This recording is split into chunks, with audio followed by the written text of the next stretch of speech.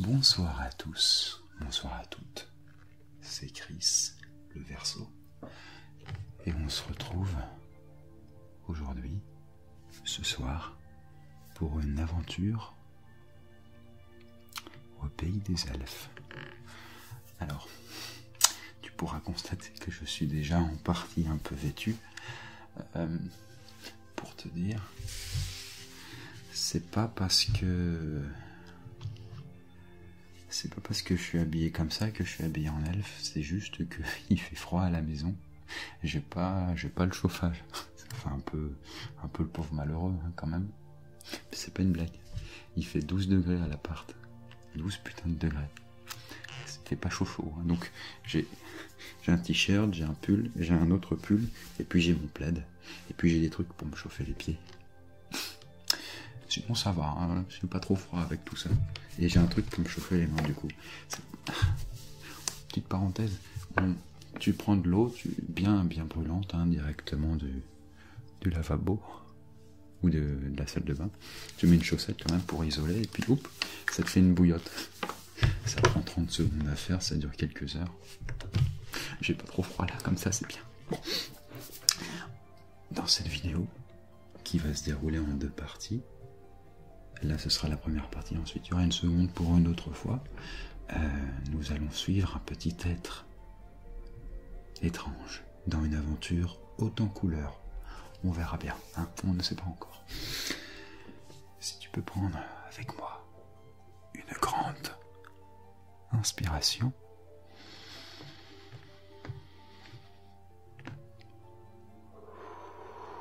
En expirant.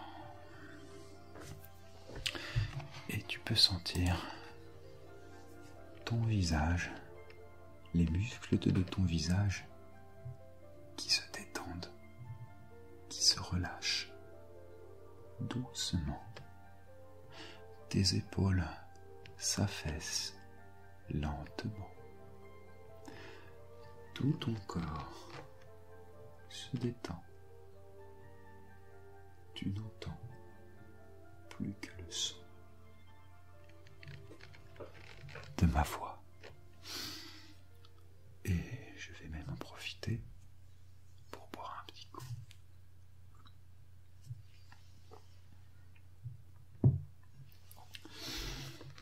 Tu te sens calme, serein, sereine. Tu te sens reposé. Et alors que une douce pénombre peut commencer à envahir ta chambre ou l'endroit où tu te trouves, tu peux entendre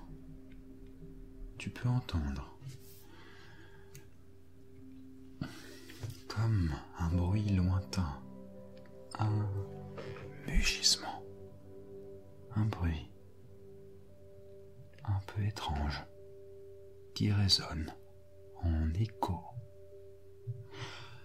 Et tu n'es plus là où tu crois être. Tu es dans un paysage entouré de verdure. Tu vois des arbres gigantesques tout autour de toi.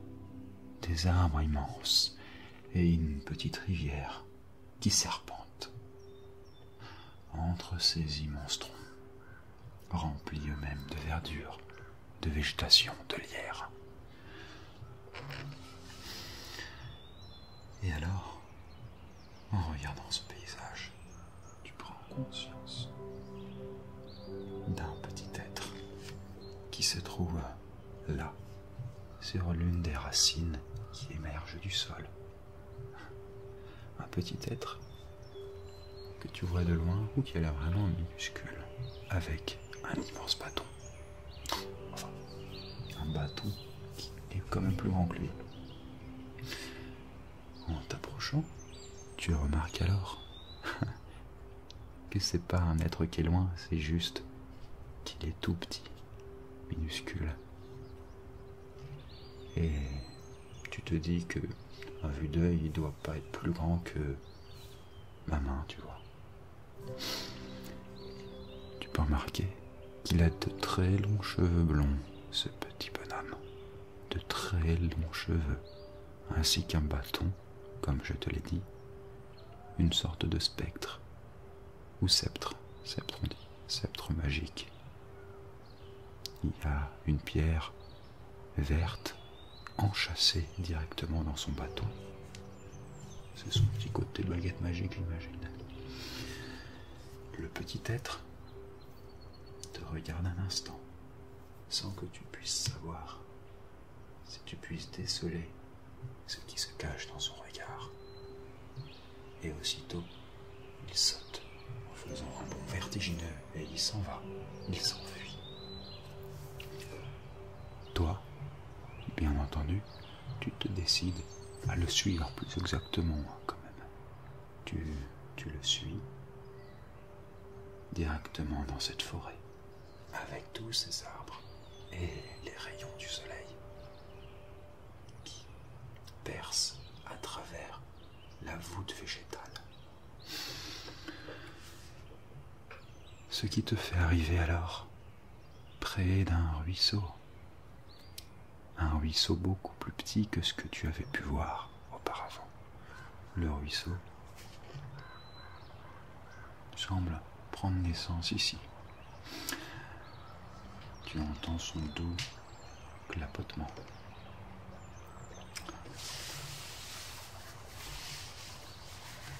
Cette bouteille est quand même chaude, c'est agréable. Voilà. Donc, bien sûr,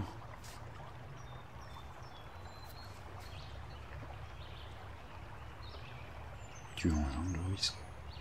Tu passes par-dessus l'eau. Tu entends un mugissement lointain, le même que tout à l'heure. Et de ce bruit qui semble venir de nulle part, tu sens quelque chose qui tombe sur ton épaule.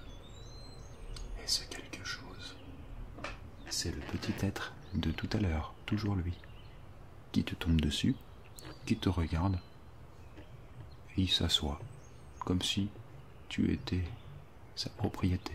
Il s'assoit, il te regarde. Tu trouves ça rigolo. Alors, tu décides de poursuivre ton chemin. Et tu sens la forêt qui se rafraîchit, qui se rafraîchit. Tu vois sur le sol des champignons verts, luminescents, qui brillent de plus en plus à mesure que la journée tombe et que la nuit se fait de plus en plus forte. Et de cela, tu te reposes. Tu t'avances, tu continues à avancer en regardant à présent les étoiles qui brillent au-delà de la cime des nuages. Tu arrives alors, après un moment, devant une petite demeure, une toute petite maisonnette. Et tu te dis que tu vas jamais pouvoir entrer là-dedans. Par contre, le petit mage, le petit bonhomme que tu as gardé sur ton épaule, lui, la chose est quand même différente.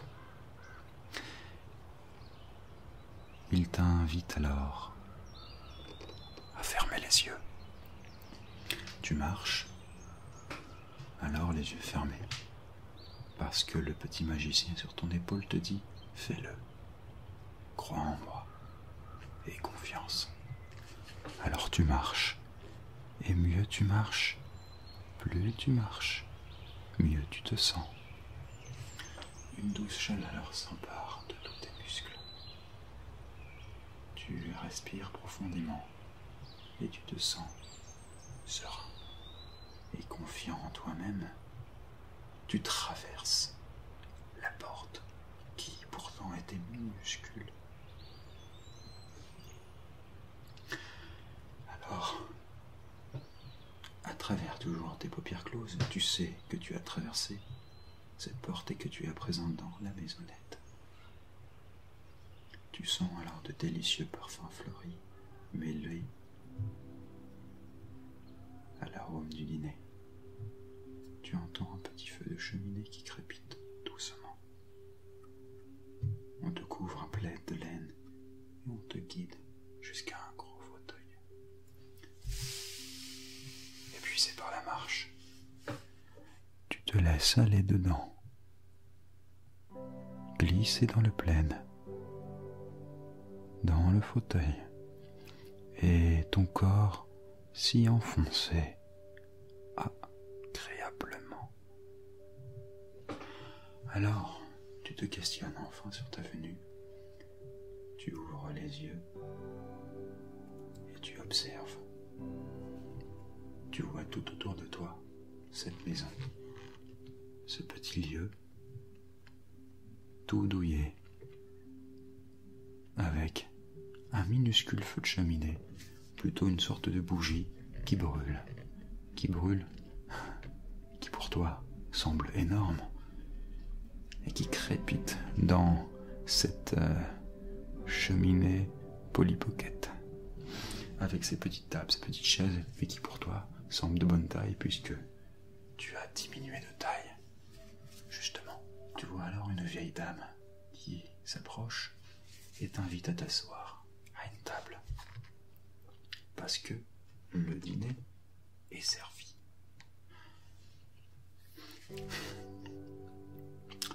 Et ce dîner est tout à fait fabuleux, puisque en entrée, tu peux manger une grosse miche de pain avec à l'intérieur une soupe, une sorte de bouillabaisse avec des légumes, une sorte de viande, tu ne sais pas qu'est-ce que c'est. Mais le tout est fumant et très savoureux. Et puis, en plat principal, on peut ensuite passer à un petit bloc de riz parfumé avec des herbes, divers fruits et légumes, ainsi que des graines. Oui, ce sont des êtres minuscules. Et puis en dessert, une grosse boule toute verte. Et en la mangeant, non, ça a un petit peu la couleur de l'épinard, mais ça n'est pas de l'épinard. Les hôtes que tu vois autour de toi sont bienveillants. Il te propose alors, la vieille dame ainsi que ton ami, le petit mage de tout à l'heure, mais qui à présent fait ta taille à toi, car tu es minuscule. Il te propose d'aller te baigner. Et pour cela, tu peux monter à l'étage de cette petite maisonnette.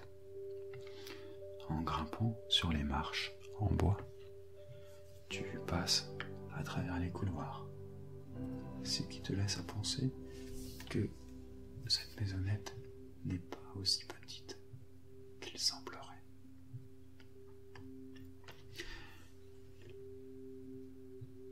Et tu traverses alors une petite porte.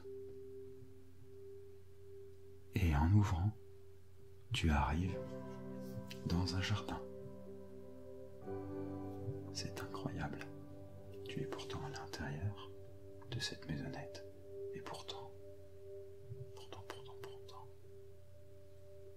tu es à l'extérieur.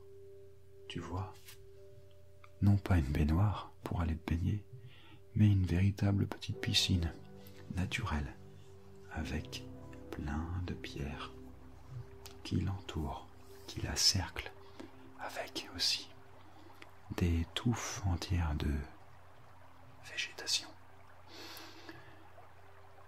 Et un rideau d'eau. Oui, un rideau d'eau. Un rideau qui est fait d'eau, qui coule, et qui fait office de pommeau de douche, j'imagine. Tu te dévêtis alors, et tu entres dans l'eau.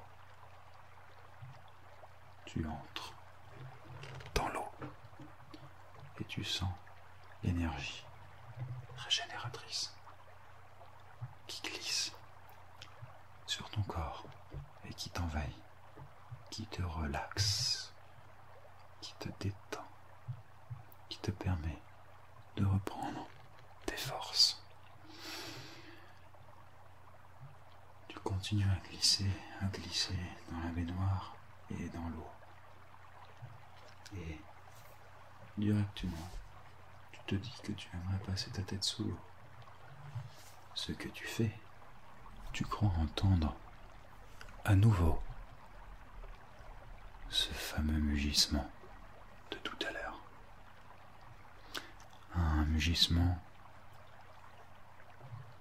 lointain dont tu n'arrives pas à déterminer la provenance. Et puis, tout à coup, tu vois une petite créature quand tu remontes à la surface, une sorte de petit crapaud, tout fin, tout mignon, qui vient, pas plus grosse que ça, pour t'apporter un gros savon. C'est adorable. Tu prends le savon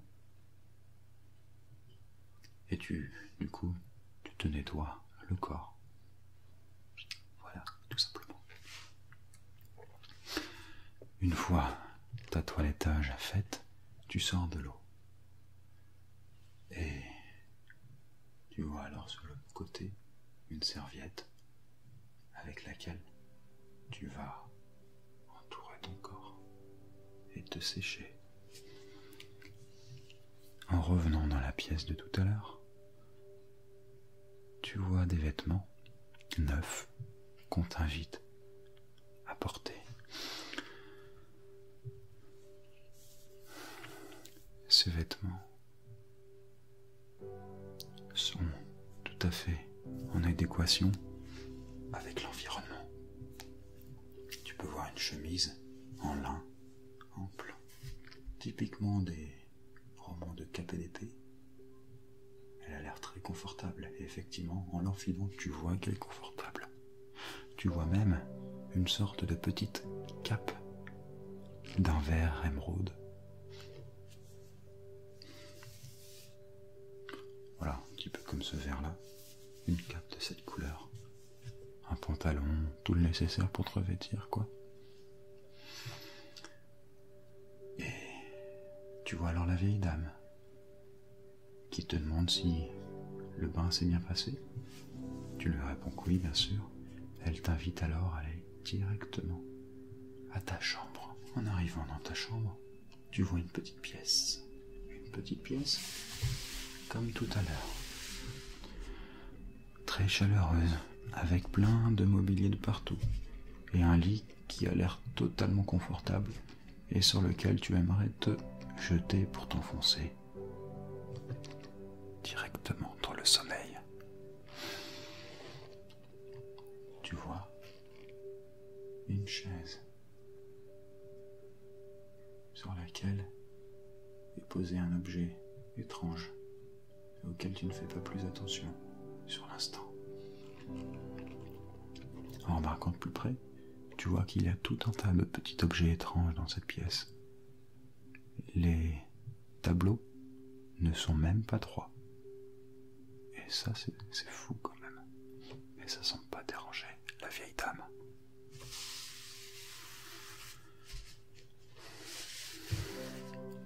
Celle-ci t'invite justement à aller dans le lit. Chose que tu fais en t'allongeant. Tout de suite, tu sens une chape de fatigue agréable qui te tombe sur les épaules et sur les yeux. En te couchant, tu sens tes yeux se fermer, doucement, te relaxer, te laisser t'emporter par le sommeil.